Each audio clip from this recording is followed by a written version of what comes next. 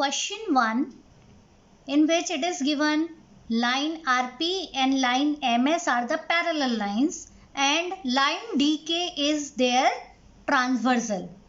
Given angle DHP is 85 degree. Now we will find out various angles by using this measurement. First one which we have to find out is angle RHD. This angle RHD. So angle RHD and given angle DHP, these two angles are linear pair of angles. So their sum is 180 degree. So angle RHD we get equals to 95 degree. So this measure is 95 degree. Now next one, second one which you have to find out is angle PHG. This is angle PHG. This we can find out by various ways. Let's see how. One of the way is angle RHD and angle PHG. These two angles are vertically opposite angles. And this angle RHD is 95 degree. Already we have calculated over here. So angle PHG is also 95 degree. This is 95 degree. We can find out this by other way also. Angle DHP and angle PHG. These two are linear pair of angles. This one is 85. So angle PHG will be 95 degree. So you follow any of the way, answer you will get same. Now third one, to find out angle HGS.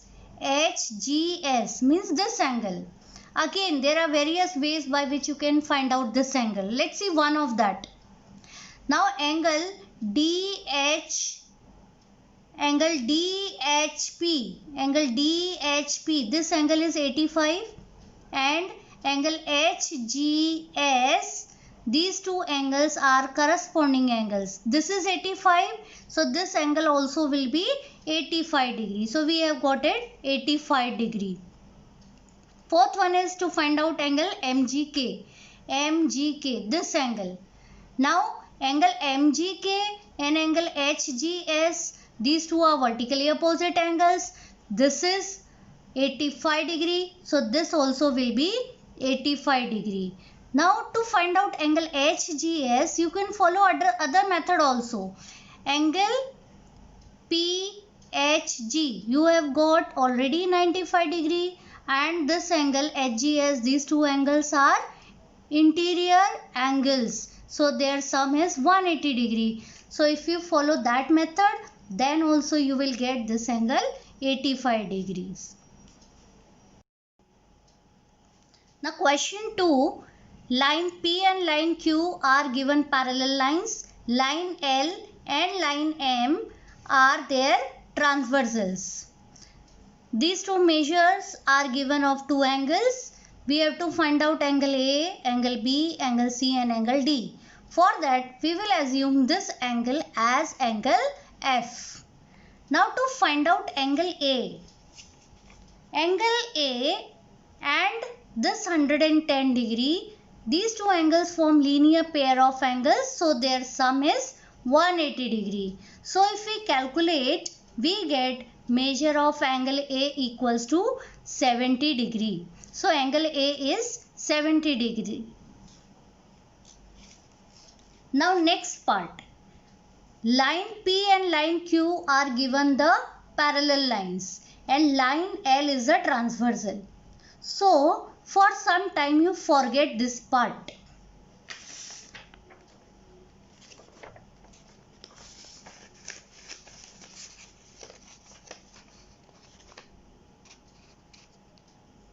Now here line L is a transversal of these two lines. So angle A and angle F, these two angles are corresponding angles. So corresponding angles are congruent. So we find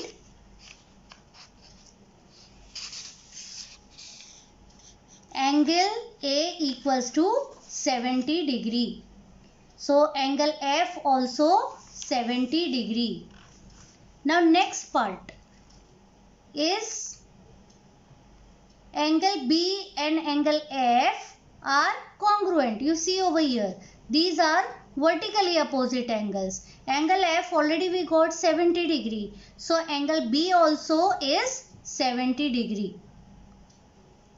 Now we will take another transversal. Line P and line Q are parallel. Now we will take line M as the transversal. So when M is a transversal, then what do we find here? Angle C is congruent to 150 degree. So angle C is also 115 degrees.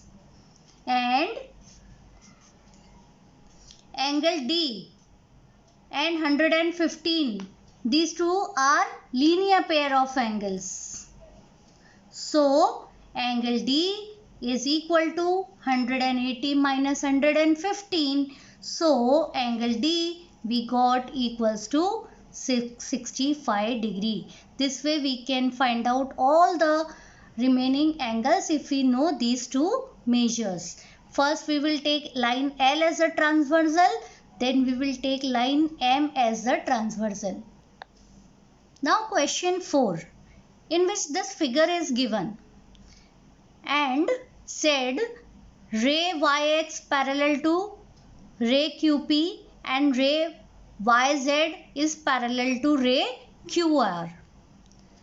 Now we have to prove angle PQR is congruent to angle XYZ. This is the question. So for that we have to do one construction. What is the construction?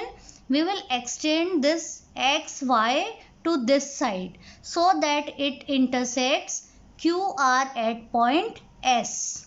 So we get this. X, Y, S are collinear points. X, Y, S collinear points and Q, S are collinear points. Now we will start solving. Ray YZ and ray Q are given parallel, already given parallel. And line XY we have drawn as a transversal by construction. So what do we get is angle A and angle B corresponding angles. These two are parallel. This is a transversal. So these two are corresponding angles. So these are congruent. So angle A congruent to angle B. Let it be point number 1. Now we will take ray YX and ray QP given parallel in the question, and QR we will take as the transversal. So if QR is a transversal and these two are parallel, angle C and angle B are the corresponding angles and they are congruent. So we will give this as equation 2. So if we see equation 1 and equation 2, we find angle A is congruent to B. In this we find angle C congruent to angle B. So by 1 and 2 we get angle C is congruent to angle A. These two are congruent. And angle C is nothing but angle PQR and A is angle XYZ. And that only we have to prove.